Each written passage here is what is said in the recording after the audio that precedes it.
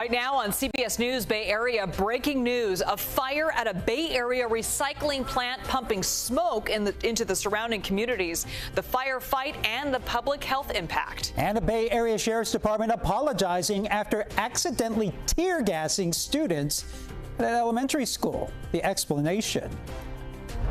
People were laying out on the floor and they couldn't move. They were completely paralyzed.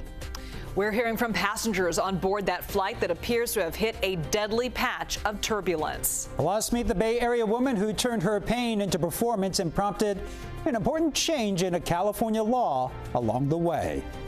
Everyone knows the tragedy of the dead, but let's talk about the tragedy of the living. From CBS News Bay Area, this is the Evening Edition.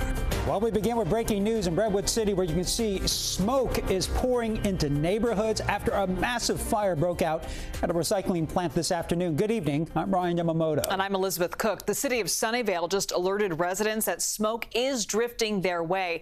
And Makovic is tracking the very latest on the fire, including an update on potential public health concerns. And yeah, because that is the worry for a lot of people smelling this smoke right now. Inspectors with the Bay Area Air Quality Management District are investigating, but in the meantime, they're telling people, if you smell this smoke, keep your doors and your windows closed. Taking a live look from our chopper this evening, there is a lot of smoke in the air. It's died down significantly, though. This is all coming from the fire at Sims Metal Recycling Plant. It's been going on since about 3 this afternoon. The facility buys scrap metal like steel and iron, and they help demolish large equipment and vehicles.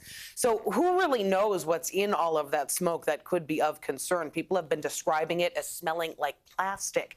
The metal recycling plant is on Seaport Boulevard in Redwood City. It is close to the shore of the bay there on the peninsula. And here is a look above the Sims recycling plant from earlier this afternoon when things were really raging and the smoke was thick and black. Firefighters pouring water on that fire from several directions.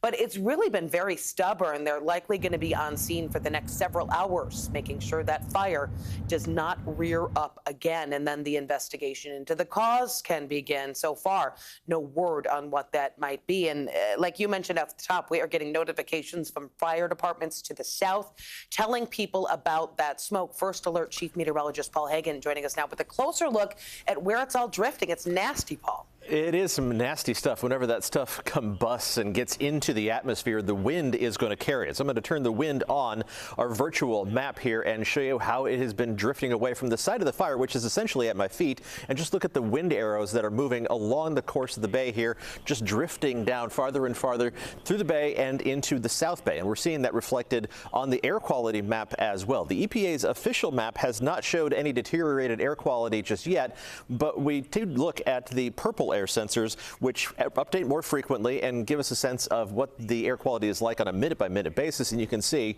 right where I was directing you on the floor map, it's being reflected in that air quality drifting down into the South Bay, specifically really clustered right around Sunnyvale and drifting down towards Cupertino and Saratoga, towards Los Gatos as well. So air quality is going to be a concern. Keep the windows and doors closed until the air quality does improve, and we're going to keep monitoring it as we head through the rest of this evening.